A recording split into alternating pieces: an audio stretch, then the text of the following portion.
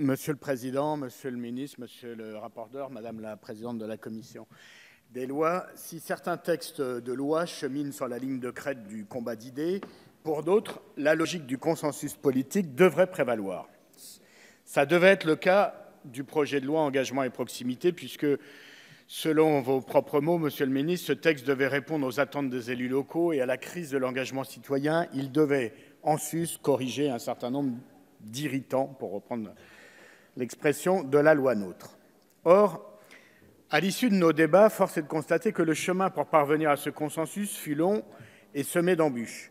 La faute en revient à cette majorité qui, notamment sur la question de l'eau et de l'assainissement, n'a cessé de maintenir contre vent et marée une position fermée et pleine de contradictions.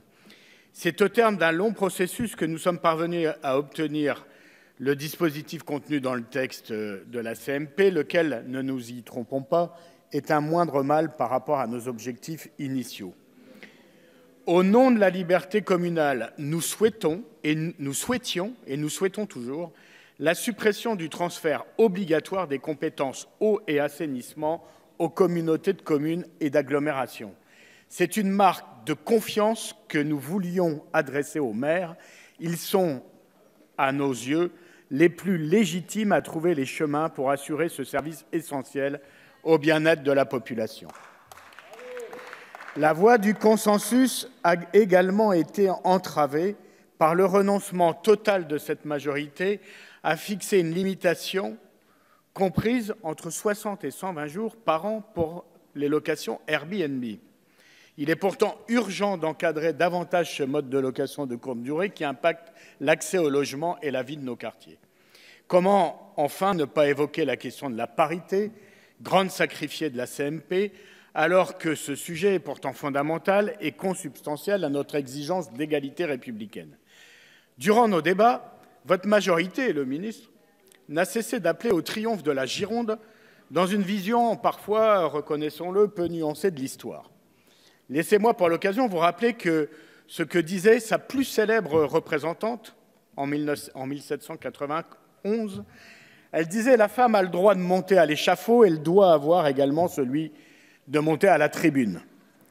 Olympe de Gouges aurait ainsi certainement très peu goûté au renvoi de la question de la parité au calendrier grec tel que ça a été annoncé par ce gouvernement. C'est encore une occasion manquée qui ne fait pas honneur à la représentation nationale.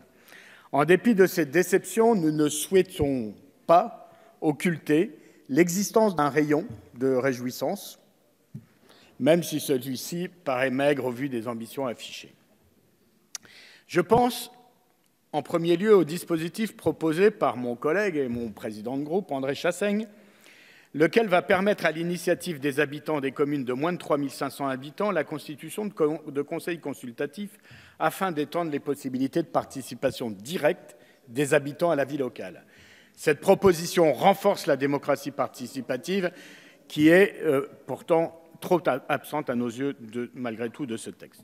Je pense également à l'extension du pouvoir des maires en matière d'amende administrative au cas de non-respect des horaires d'interdiction de vente d'alcool à emporter arrêtés par la commune. C'est une avancée importante pour beaucoup d'entre nous et en particulier pour l'élu de Seine-Saint-Denis que je suis. Il convient enfin de saluer le choix effectué par la commission mixte paritaire sur l'épineux sujet des indemnités des élus. La version du Sénat a été la meilleure à notre disposition. Elle permet aux élus d'éviter de se retrouver dans une situation politiquement insoutenable qui voyait les nouveaux maires demander une augmentation de leur indemnité devant leur conseil municipal sur les propres fonds de la commune. En définitive, mes chers collègues, vous l'aurez compris, c'est avec regret, vraiment avec regret, que notre groupe s'abstiendra et ne votera pas favorablement ce projet de loi dans l'attente de l'indispensable travail législatif qui permettra d'évaluer et de contrarier les logiques supracommunales qui prévalent aujourd'hui dans l'organisation intercommunale, le gigantisme sans contenu et la technocratisation d'une part, et l'épuisement de la vie communale et démocratique d'autre part, au détriment d'utiles coopérations à construire. Autant de réponses indispensables à la résolution de notre crise démocratique et territoriale qui devront, en définitive, patienter.